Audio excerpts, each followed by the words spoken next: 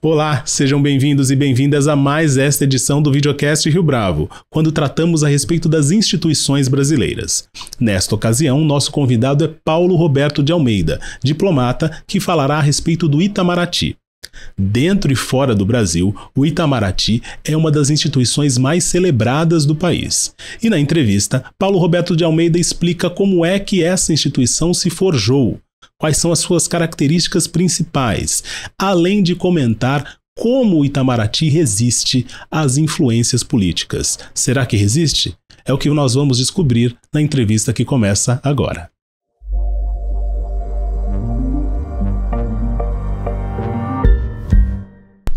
Paulo Roberto de Almeida, é um prazer tê-lo aqui conosco no Videocast Rio Bravo em mais este episódio da série As Instituições Estão Funcionando. Muito obrigado, Fábio, muito obrigado pelo convite. Eu conheço a Rio Bravo de algum tempo, desde a sua direção pelo Gustavo Franco, sempre li os seus livros e aprendi a admirar a sua capacidade de trabalho e acadêmica. Muito obrigado. Paulo, a minha primeira pergunta é a seguinte: o que faz do Itamaraty o Itamaraty? Quero dizer, essa instituição tão admirada dentro e fora do Brasil por sua excelência, sobretudo no que se refere à formação do corpo diplomático. Ele deve, em primeiro lugar, à sua excelência, que é reconhecida dentro e fora do país, devido à boa diplomacia portuguesa. Nós herdamos de um país pequeno, precisando se defender dos seus inimigos, os ibéricos e os franceses, uma aliança com a Inglaterra, então desenvolveu uma diplomacia muito boa. Então, o diplomata que aumentou o Brasil do território de Tordesilhas para mais ou menos o território que ele tem hoje foi um santista, Alexandre de Gusmão, que negociou o Tratado de Madrid. Na vinda da corte, nós tivemos um Estado português, grande império português, instalado no Rio de Janeiro. Então, durante 14 anos, você teve uma formação de portugueses que depois muitos se trocaram de nacionalidade, se abrasileiraram, digamos, e brasileiros que estudavam em Coimbra e que se formaram como grandes quadros do Estado brasileiro. Nós tivemos na América Latina um Estado funcional, um regime monárquico parlamentarista. O segundo reinado efetivamente foi melhor do que o primeiro. Tivemos grandes diplomatas, Visconde do Rio Branco, pai do Barão do Rio Branco, Honório Hermeto Carneiro Leão, vários grandes diplomatas que vão forjando uma diplomacia baseada em princípios, em doutrina, muito ligada ao direito internacional. Na República houve alguns sobressaltos, né? Floriano Peixoto foi muito autoritário, Rui Barbosa teve que se exilar fora do país, na Argentina, depois na Inglaterra, mas ele é uma das bases da diplomacia brasileira quando ele defendeu na segunda Conferência da Paz da Haia, em 1917, a igualdade soberana dos Estados, que é um eixo central da diplomacia brasileira e do próprio multilateralismo contemporâneo. E antes, evidentemente, tivemos o Barão do Rio Branco, que tinha aprendido tudo com o pai dele, ele acompanhou o pai nas missões do Prata, e ele é o patrono da diplomacia brasileira. Então, o Visconde do Rio Branco deu um sentido de política numa época de transição dos impérios colonialistas europeus para o novo império americano, não é? Soube fazer essa transição. E Rio Branco, Rui Barbosa, mais adiante Oswaldo Aranha, que tinha recepcionado Rui Barbosa triunfalmente em 1916, e outros diplomatas, Santiago Dantas, que não era de carreira, mas foi um jurista que foi chanceler na era parlamentarista do João Goulart, não é? Afonso Arinos de Melo Franco, outro grande tribuno mineiro. Então todas essas pessoas forjaram uma doutrina para o Itamaraty, um sentido do interesse nacional. A política brasileira, desde a era Vargas, é uma política do nacional desenvolvimentismo, é a ideologia do desenvolvimento. E os diplomatas são muito ciosos da promoção, da proteção dos interesses nacionais. Os diplomatas, eles têm esse senso de dever ligado a essa tradição tão logo eles se tornam diplomatas, ou seja, eles ingressam no Instituto Rio Branco, ou isso acontece na medida em que eles vão alçando postos mais elaborados, mais sofisticados na carreira diplomática, Paulo? Existe uma grande diferença entre o velho Itamaraty, a Secretaria dos Negócios Estrangeiros no Rio de Janeiro, durante o Império e no início da República, o Ministério das Relações Exteriores, na sua primeira fase, não é? Onde você tem esses grandes tribunos, magistrados, políticos. Os chanceleres eram geralmente parlamentares da ativa, não é? poucos diplomatas foram chanceleres, com exceção do Rio Branco, o Domício da Gama, poucos foram, eram políticos, mas com uma formação cosmopolita, que se exerceram muito bem. Oswaldo Aranha foi absolutamente essencial para colocar o Brasil do lado certo durante a Segunda Guerra, nos desafios dos fascismos expansionistas, não é? Colocou o Brasil junto das nações aliadas e não como a Argentina, que ficou apoiando os nazistas até 45 praticamente. Então, você tem o Itamaraty do Rio de Janeiro. Na mudança da capital sob Juscelino Kubitschek, o Itamaraty ainda demora 10 anos para se instalar em Brasília, até que o palácio esteja feito, e o Rio Branco ainda demorou mais 5 anos para se mudar para Brasília em 1975. Então, você tem uma mudança geracional, você tem uma mudança de professores, grandes tribunos davam aula no Instituto Rio Branco no final dos anos 40, dos anos 50, né? Falo do próprio Afonso Arinos, do Santiago Dantas, Américo Jacobina Lacombe, José Honório Rodrigues, muitos grandes intelectuais estavam vinculados ao Itamaraty, no exercício eventual de missões diplomáticas, mas como professores. A mudança para Brasília trouxe mudanças geracionais, demográficas e de visão do Brasil, não é? A interiorização do Brasil ampliou inclusive o recrutamento. Antes eram famílias de diplomatas que forneciam os filhos para a diplomacia, um mundinho muito de Rio de Janeiro, algumas poucas capitais, São Paulo, Recife talvez, mas a mudança para Brasília trouxe uma expansão do recrutamento do corpo diplomático, se tornou mais representativo da sociedade brasileira.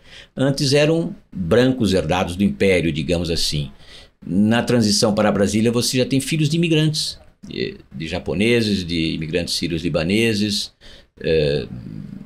de várias origens e de formação cultural. Então o Itamaraty passa a se constituir como um corpo consciente de si a partir desses anos 60 e 70, durante a ditadura militar, que fez muito bem ao Itamaraty, porque os militares respeitavam um corpo irmão, não é? E os diplomatas acreditam que eles também têm que obedecer aos dogmas militares, que são hierarquia e disciplina. Então você tem duas corporações conscientes de defenderem os interesses nacionais.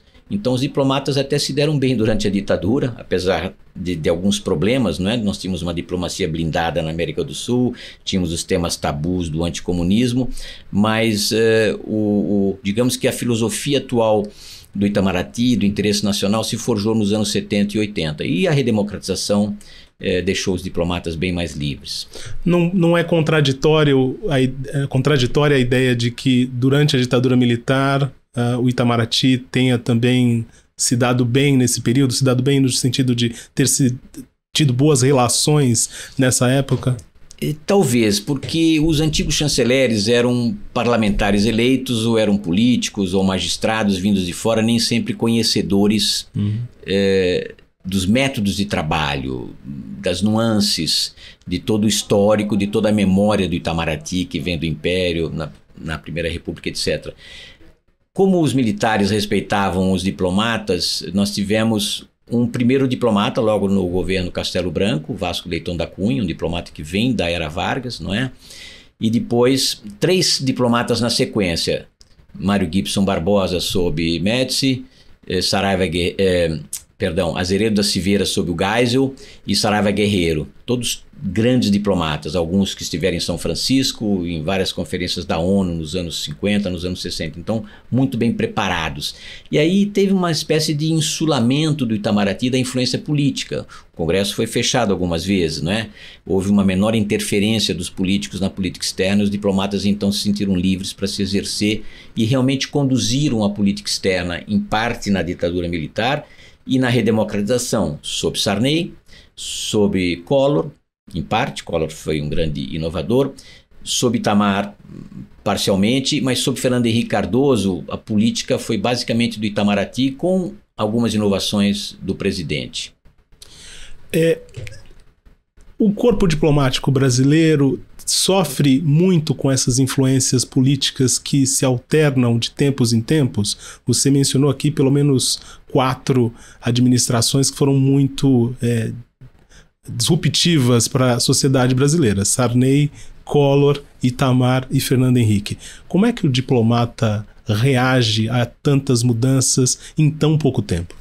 O diplomata é um corpo muito bem preparado, porque a seleção é extremamente rigorosa. Talvez sejamos uma das classificações da burocracia federal mais bem preparadas. Apenas que nós não temos uma autonomia de voo que nos permita imprimir um selo determinado à política externa. Num governo parlamentarista, você tem uma diplomacia conduzida pelo corpo parlamentar, não é? Bem mais reflexo do que pensa a sociedade. No presidencialismo, isso muda muito, mas você tem presidencialismo com uma vertente congressual muito forte nos Estados Unidos, o Congresso que determina a moeda, finanças, comércio e vários outros aspectos da política externa, inclusive guerra, digamos. No presidencialismo brasileiro, o presidente é muito mais autônomo para imprimir a sua vertente à diplomacia. Não é? Então aí você tem algumas mudanças. Os diplomatas são muito obedientes, hierarquia e disciplina valem e eles obedecem ao presidente. Quão importantes foram essas mudanças do século XX para o ingresso dos candidatos à carreira diplomática para a consolidação do corpo diplomático como nós conhecemos hoje? A seleção para a diplomacia começou lá atrás, com o Visconde do Uruguai, nos anos 40 do século XIX, mas as seleções eram muito esporádicas, dependia do ministro, do chanceler fazer seleção. O Rio Branco, por exemplo, não fazia nenhuma seleção, ele escolhia os diplomatas. Quando se organizou no Estado Novo o DASP, em 1937, começaram os primeiros concursos para o Itamaraty, mas entraram muitos pela janela também. Mas a partir de 1945, quando se criou o Instituto Rio Branco, ele deteve o monopólio da seleção e da formação dos diplomatas. Então ninguém mais pode ser diplomata entrando pela janela. Só o ministro de Estado que é formalmente alguém, seja da carreira, seja de fora da carreira, mas alguém alheio. Mas todos os cargos no Itamaraty, isso é um insulamento talvez, um autismo, digamos assim, são da carreira diplomata. Secretário-geral, todos os subsecretários, todos os diplomatas. Eventualmente você tem presidentes que nomearam adidos culturais, adidos comerciais, mas isso é muito raro. Quais são os métodos, Paulo, da diplomacia brasileira? E como é que o Instituto Rio Branco aborda esses métodos? Bem, a diplomacia é um instrumento, é uma ferramenta, é diferente da política externa, determinada pela alta cúpula, presidente, o próprio chanceler, alguns conselheiros, lobbies econômicos. Ora, o diplomata ele atua na metodologia, na instrumentação, na ferramenta. Então, ele usa, digamos, da sua formação, que é rigorosa de origem e depois testada no Rio Branco, e durante a sua carreira ele tem que fazer 2 testes de ascensão, digamos, né? Como secretário tem que fazer seleção de exames para passar a conselheiro, e quando conselheiro ele tem que ser testado numa prova, numa dissertação, numa tese do curso de altos estudos do Instituto Rio Branco, para ser promovido a ministro de 2ª classe e depois ascender a último grau, né? Ministro de 1ª classe. Então, os diplomatas são muito bem formados e eles têm esse precedente do Barão do Rio Branco, do Rui Barbosa, com o princípio da igualdade soberana dos estados, do multilateralismo como base, e o Brasil sempre se guiou, por não ter capacidade econômica ou projeção militar, sempre se guiou pelo direito internacional. Talvez seja o resguardo das potências menores, mais fracas, né? Se guiar mais pelo direito internacional, pelas regras do multilateralismo, do que pela força ou por uma diplomacia mais truculenta. E essa formação é uma formação essencialmente humanista, correto? Certamente, digamos que ela não mudou muito desde o Império. Você tem o direito, história do Brasil, história mundial, as línguas que são importantes, antes o francês, agora o inglês exclusivamente, economia, não é? E também matérias correlatas a essas, não é? De geografia, economia com muito peso atualmente. Então, é uma formação de ciências sociais e de estudos sociais aplicados, de direito e a parte de línguas. Antigamente, nos anos 40, 50, havia aquele velho resquício um pouco aristocrático das antigas famílias, não é? Como você exigia uma educação humanista, primeira edição do Camões, ou literatura, filosofia grega. Hoje em dia está muito mais instrumentalizada nas relações econômicas internacionais, no multilateralismo e, evidentemente, no conhecimento prático de línguas.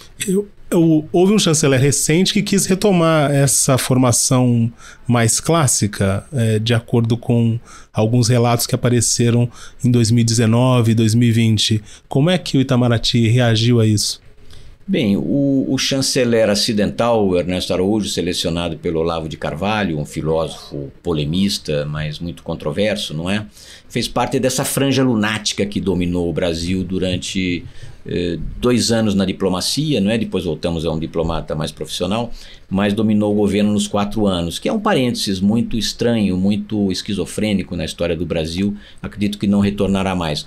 O Ernesto tinha uma formação em filosofia, uma grande cultura clássica, latim, grego, alemão, filósofos, então ele gostava de desviar a cultura acadêmica brasileira, que é marxizante ou semi-marxizante, muito progressista, não é?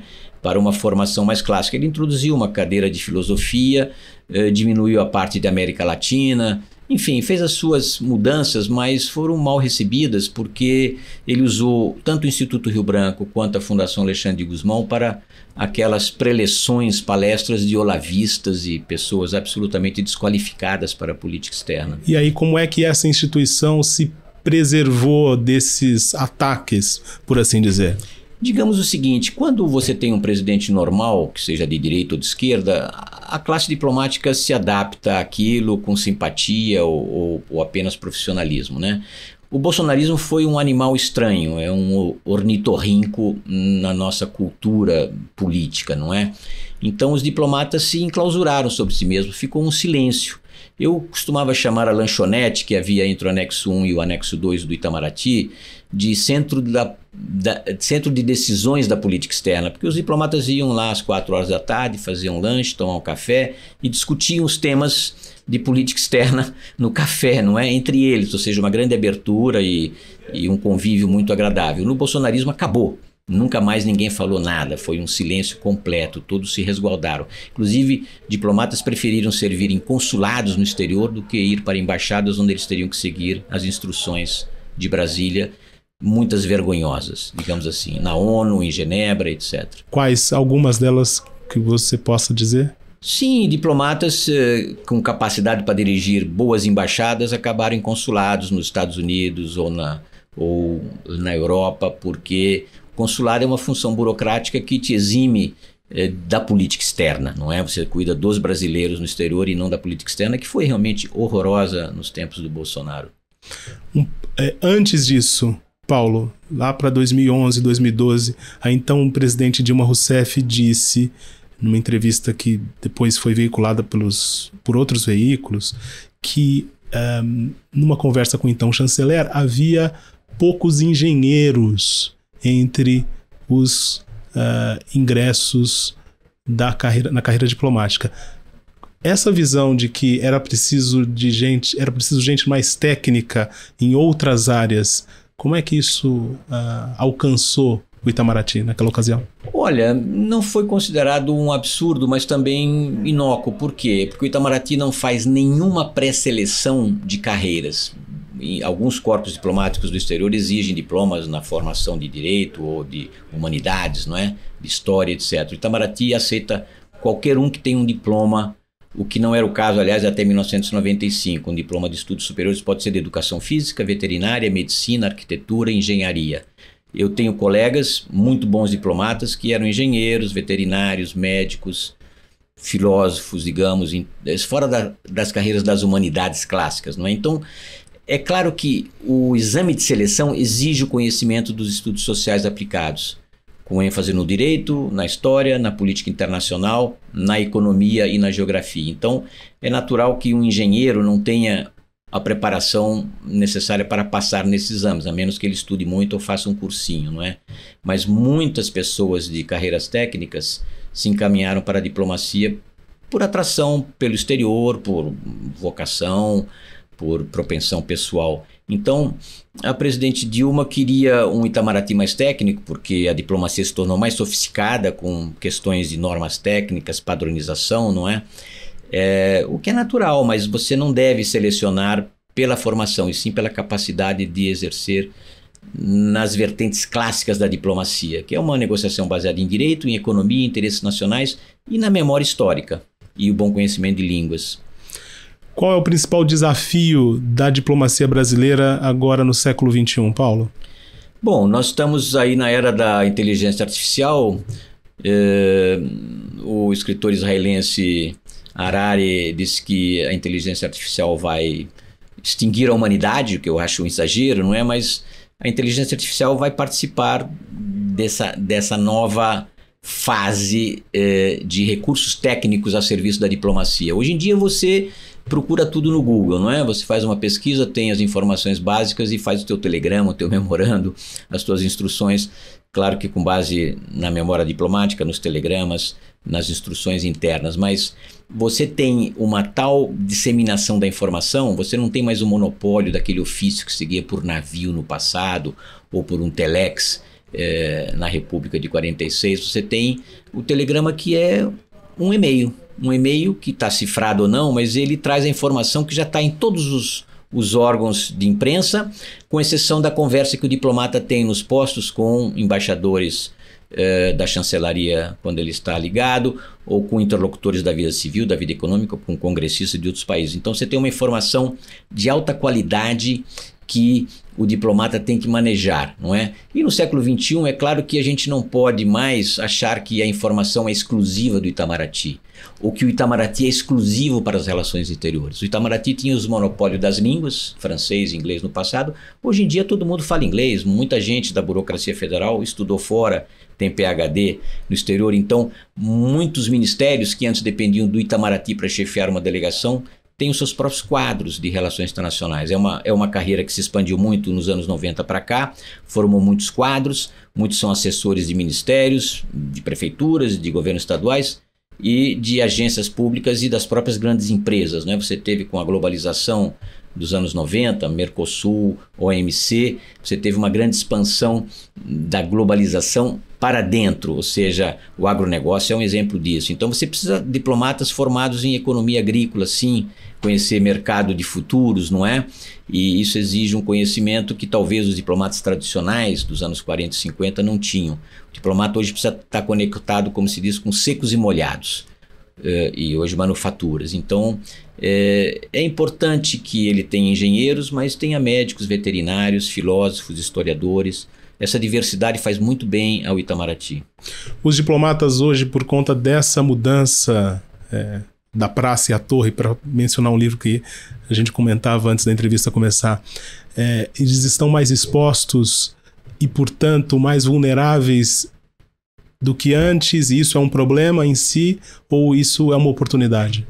Eu diria que é uma mudança geracional no Itamaraty, não é? Desde que ele saiu do Rio de Janeiro para Brasília, as jovens gerações são muito bem preparadas, inclusive a idade média de ingresso no Itamaraty, que antes era de 23, 24 anos, hoje deve estar em 28 ou 29, ou seja, o concurso é muito difícil, então as pessoas fazem 3, 4 vezes até conseguirem passar nos exames. Idade média permite que faça um mestrado, que more no exterior, que aprenda mais línguas, que tenha uma profissão, uma experiência de trabalho que muitos dos jovens diplomatas dos anos 40 e 50 não tinham. Saíam dos bancos escolares ou dos 2 anos de universidade direto para o Instituto Rio Branco. Hoje em dia eles são muito bem preparados. Eu tenho reparado isso orientando diplomatas em teses, eles têm um conhecimento muito bom e até melhor talvez do que muitos na academia, porque eles têm um foco muito grande nos interesses internacionais do Brasil. Então eu acho que nós teremos uma grande geração de diplomatas muito bem formados, mas a política externa é feita pelos lobbies, pelas oligarquias, pelos presidentes, pelos políticos, não é? Uma última pergunta, Paulo. Como defender o interesse nacional num mundo tão ligado, tão conectado, sem atrapalhar as relações com os nossos vizinhos, pensando no contexto da América do Sul, e também a relação com os nossos parceiros comerciais, no caso da Europa, Ásia? Veja, a classe diplomática, a corporação dos diplomatas é muito bem preparada, ela tem essa ideologia do desenvolvimento do interesse nacional. O problema é que houve uma certa mediocrização do ensino e da própria classe política no Brasil. Eu não sei citar 2 ou 3 grandes estadistas no momento presente. Nós tivemos poucos estadistas, seja na política, seja na chancelaria, né? Tivemos alguns chanceleres de muito boa qualidade, mas depois alguns burocratas normais. Então, quando você não tem esse estímulo do estadista, não é? O homem de visão, que pensa no futuro do país inserido na economia global, você pode ter conflitos de interesse. Por exemplo, há mais de 30 anos que se discute o ingresso do Brasil na OCDE. Não se fez, porque tem muitos resistentes, o velho protecionismo, o velho mercantilismo, reservas de mercado, não é? Isso prejudica o Brasil tanto na região. O Brasil poderia construir um espaço econômico integrado na região, mesmo sem tratados, sem negociações, sem associações, apenas se abrindo. O Brasil é a economia mais poderosa da América do Sul, poderia se abrir unilateralmente aos vizinhos e fazer um espaço econômico integrado baseado na sua liberalidade econômica, abertura econômica, liberalização comercial. Não o fez por quê? Porque você tem as associações empresariais que querem ficar no protecionismo. Mesmo o acordo Mercosul-União Europeia tem um phasing out do setor automobilístico até 2029.